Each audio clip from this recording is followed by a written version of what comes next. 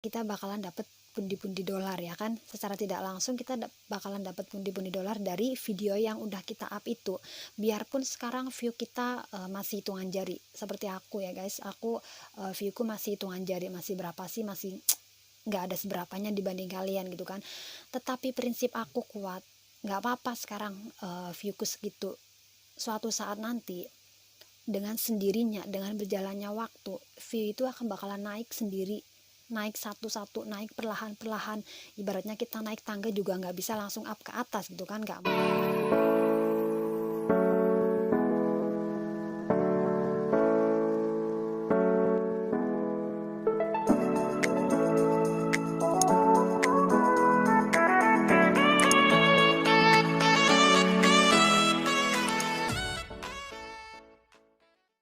Halo guys, assalamualaikum, welcome back to my YouTube channel again. Kembali lagi bersama aku, Wulan Merindu 837.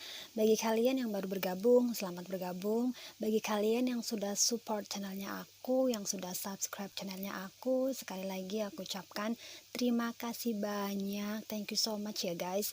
So guys, bagaimana kabar kalian? Apa puasanya kalian masih semangat? Semangat dong, ya kan?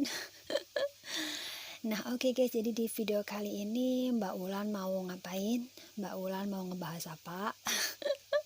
So sebelum aku lanjut ke videonya, bagi yang belum subscribe, yuk buruan subscribe dulu. Jangan lupa juga aktifin notif loncengnya supaya tidak ketinggalan video-video terbaru dari aku. So di video kali ini Mbak Wulan mau jelasin ke kalian ya guys, kenapa aku mau bermain YouTube. Kenapa seorang Mbak Wulan mau menjadi YouTuber? Secara Mbak Wulan ini kan seorang TKW Hongkong ya kan, yang mungkin kalian tahu kalau gaji TKW Hongkong itu lumayan ya guys, lumayan besar. Nah jadi kenapa sih Mbak Wulan tiba-tiba mau bermain YouTube seperti ini ya kan? Jadi YouTuber itu, nama YouTuber, kata-kata YouTuber itu sudah tidak asing lagi ya guys. Bahkan anak kecil pun sekarang mau menjadi YouTuber ya kan. Nah jadi YouTuber itu emang kalau kita telatenin, kalau kita passion, kalau kita sabar bermain YouTube itu memang bakalan menghasilkan pundi-pundi dolar ya guys. Kalau subscriber kita bagus, kalau viewnya kita bagus, itu bakalan menghasilkan pundi-pundi dolar. Nah oke, jadi langsung aja ke topiknya ya guys. Di sini kenapa alasannya aku mau bermain dengan YouTube? Yang pertama itu, jadi YouTube itu sendiri adalah peluang. Jadi yang alasan yang pertama itu, YouTube itu merupakan peluang, merupakan kesempatan untuk menjadi konten kreator. Jadi di sini YouTube itu sebagai tempat dimana bisa untuk menyalurkan kreativitas kita, ide-ide kita, ataupun bakat terpendam kalian guys. Jadi kenapa di sini aku menganjurkan supaya why you must be a YouTuber. Kenapa kamu harus menjadi YouTuber? Jadi YouTube itu adalah tempat peluang buat kita, buat kalian yang punya ide, kreativitas, motivasi, bahkan bakat terpendam kalian pun kalian bisa salurkan lewat YouTube ini. Itu alasan yang pertama ya guys. Jadi kesempatan buat kalian. Kita tidak pernah tahu ya kan rezeki kita seperti apa, takdir kita apa, kita tidak ada yang tahu.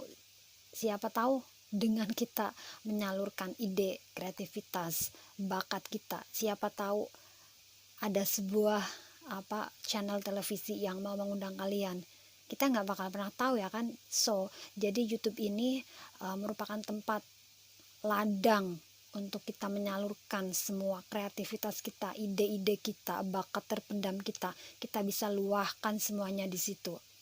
Jadi jangan malu-malu, show up, tunjukkan ke mereka siapa kalian yang sesungguhnya. Jadi alasan yang kedua, buat aku pribadi ya guys, ini menurut aku, mungkin menurut orang lain beda ya guys. Jadi alasan yang kedua itu kenapa aku mau bermain YouTube. Jadi di sini jadi seorang YouTuber itu kita harus bisa berbicara. Kita harus bisa berbicara di depan kamera. Jadi bermain YouTube ini mengajarkan aku atau melatih aku untuk berbicara dengan orang banyak, meski secara tidak langsung ya kan. Secara tidak langsung kita berbicara dengan penonton lewat kamera kita, dari kamera ke kamera mereka nontonnya ya kan, dari HP ke HP. Jadi bisa melatih kita untuk berbicara di depan orang banyak. Dan skill bicara pun ini tidak secara spontan bisa langsung jadi ya guys. Jadi emang skillnya juga perlu bertahap, nggak langsung sekali jadi. Mungkin awal-awal aku pribadi ya guys, aku awal-awalnya pun masih ada grogi, masih ada rasa cenderung malu atau takut gitu kan. Tapi lama kelamaan dengan seiringnya berjalannya waktu, karena sering bikin konten di depan kamera, sering ngomong sendiri di depan kamera, jadi secara tidak langsung aku pribadi terlatih menjadi terbiasa ngomong di depan kamera. Jadi sudah nggak kaku lagi gitu kan. Nah, jadi fungsinya di sini apa sih? Nah, ini yang perlu kalian ketahui ya guys. Fungsinya apa sih? Kalau menurut aku pribadi ya guys, kita jadi terbiasa ngomong di depan orang banyak. Siapa tahu di kampung tiba-tiba ada yang nawarin jadi MC ataupun apa gitu kan, kita nggak pernah tahu ya kan. Jadi di saat kita emang diharuskan untuk seperti itu, atau pekerjaan kita nantinya kita nggak bakal pernah tahu ya guys apa yang akan terjadi 1-2 tahun kemudian ya kan, kita nggak bakal pernah tahu apa yang akan terjadi. So kalau emang tiba-tiba takdir kita menuntun kita ke jalan situ, kita harus berhadapan dengan orang banyak, kita harus ngomong di depan orang banyak, ataupun berkomunikasi langsung dengan mereka ya kan. Jadi secara tidak langsung kita udah terbiasa, kita nggak bakalan grogi lagi, kita nggak bakalan redek lagi ya kan. Nah, jadi disinilah kenapa aku juga mau bermain YouTube. Jadi untuk melatih aku juga dalam berbicara di depan kamera, berbicara di orang banyak. Itu yang alasan yang kedua. Nah, jadi alasan yang ketiga ya menurut aku, ini bisa melatih kita untuk editing, skill editing, melatih kita dalam mengedit sebuah video ataupun konten ya kan. Menjadi seorang YouTuber itu harus bisa mengedit, bikin konten sendiri, mungkin mengedit video juga sendiri. Mungkin bagi artis-artis mereka yang emang berpenghasilan banyak, mereka tidak perlu mengedit sendiri, mereka tidak perlu pegang kamera sendiri ya kan. Mereka ada jasa-jasa yang emang bisa membantu mereka dalam proses pengeditan mungkin, atau dalam proses pengambilan video ya kan. Mereka nggak usah susah-susah payah untuk mengedit sendiri. Tetapi buat kalangan semacam kayak kita ini gitu kan, bikin konten sendiri, bikin mengedit sendiri, jadi secara tidak langsung kita terlatih untuk untuk bisa mengedit video sendiri. Dalam skill pengeditan kita menjadi terlatih gitu kan. Jadi misalnya kita suatu saat gitu kan, kita nggak bakal pernah tahu ya kan, tiba-tiba di rumah saudara nikahan atau apa gitu kan, terus kepengen di videoin atau diedit dan segala macam, kita bisa menjadi jasa itu gitu kan, karena kita udah tahu skill cara pengeditan gimana, skill cara mengambil gambar gimana, mengambil video gimana gitu kan. Secara tidak langsung kita menjadi terbiasa seperti itu. Nah, di sini alasan yang keempat yaitu monetisasi. Mungkin ini alasan yang sangat kuat, yang benar-benar menonjol gitu kan, monetisasi. Nah, jadi di sini tidak gampang juga ya untuk bisa dimonet channelnya. Perlu 1000 subscriber, perlu juga 4000 jam tayang. Dan sekali lagi aku jelasin di sini, tidak gampang sama sekali, susah luar biasa. Apa yang aku alami sebelumnya juga luar biasa susah. Cuma di sini perlu passion, perlu kesabaran, perlu ketelatenan, perlu keuletan. Passion is the number one ya guys. Kalau mau bermain YouTube itu harus sabar, itu nomor satu, sabar. Jangan jangan goyah, jangan patah semangat di saat orang mencibir atau ngatain ini itu dan sebagainya. Nggak usah diurusin mereka. Yang penting kalau kita bisa bikin konten, bisa up video di YouTube, up aja terus. Suatu saat nanti salah satu video kalian pasti ada yang boom, seperti yang aku alami ya guys. Viewku nggak banyak, viewku masih hitungan jari, dan subscribeku juga masih berapa sih, subscribeku masih segitu-gitu ya kan.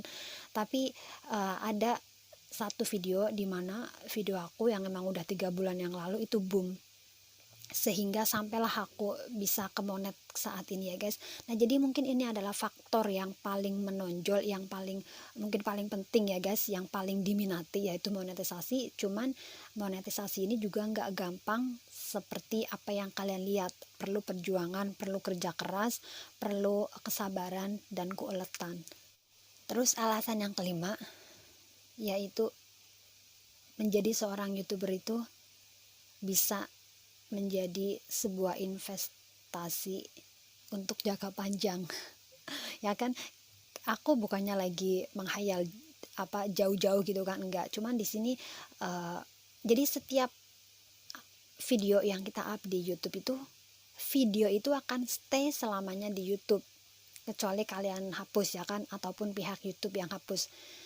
Tapi kalau kalian emang tidak menghapusnya dan tidak ada pelanggaran lain-lain, itu video itu bakalan stay selamanya di YouTube. Dan bakalan selamanya juga ada orang yang nonton gitu kan. Apapun yang video kalian bikin, konten apapun, itu pasti ada orang yang nyari gitu kan. Ada orang nyari, apalagi seperti yang kayak konten-konten resep masakan, ataupun mungkin tutorial-tutorial, itu banyak sekali diminati para viewers ya kan. Jadi video itu akan stay di situ, dan penonton juga bakalan mencari, nggak mungkin nggak, pasti bakalan mencarinya. Dan di situ juga kita bakalan dapat pundi-pundi dolar ya kan. Secara tidak langsung kita bakalan dapat pundi-pundi dolar dari video yang udah kita up itu. Biarpun sekarang view kita masih hitungan jari, seperti aku ya guys, aku viewku masih hitungan jari, masih berapa sih, masih nggak ada seberapanya dibanding kalian gitu kan. Tetapi prinsip aku kuat, nggak apa-apa sekarang viewku segitu. Suatu saat nanti dengan sendirinya, dengan berjalannya waktu, view itu akan bakalan naik sendiri, naik satu-satu, naik perlahan-perlahan. Ibaratnya kita naik tangga juga nggak bisa langsung up ke atas gitu kan, nggak mungkin dong ya kan, is impossible. Jadi kan perlu dari bawah pelan-pelan naik. Jadi nggak usah mikirin view sedikit ataupun view banyak. Yang penting kalau ada konten langsung apa aja ke YouTube. Terus video itu bakalan yang menjadi invest kita buat jangka panjang nanti. Mungkin 1 tahun atau 2 tahun kemudian kita nggak bakalan tahu gitu kan.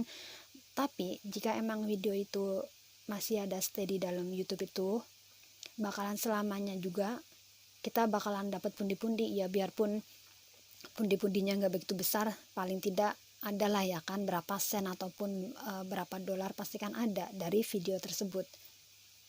Jadi nggak usah minder kalau emang yang view-nya sedikit kayak aku. Tetap aja semangat bikin konten, tetap up video di YouTube. Nggak usah dengerin cibiran orang, nggak usah hiraukan orang mau bilang bla bla bla ya kan. Mereka bilang kayak gitu, belum tentu mereka juga bisa seperti apa yang kita lakukan gitu kan. Nah jadi menariknya di sini ya guys, di investasi itu. Jadi video itu menjadi sebuah investasi buat jangka panjang kita nanti gitu kan. Siapa tahu rezeki kita ataupun takdir kita bagus ya kan, itu menjadi bulanan kita nantinya ya kan. Boleh lah ya berangan-angan sedikit, nggak apa-apa lah ya. Buat kalian, buat kita semua, tetap semangat, jangan pantang menyerah, karena rezeki itu udah ada yang ngatur ya guys. Kalau emang kita mau berusaha, berdoa, insya Allah semuanya dimudahkan. So guys, jadi videonya hari ini sampai di sini dulu. Thank you for watching. Hope you enjoyed the video. Jangan lupa like, comment, subscribe, and share. I see you in my next video.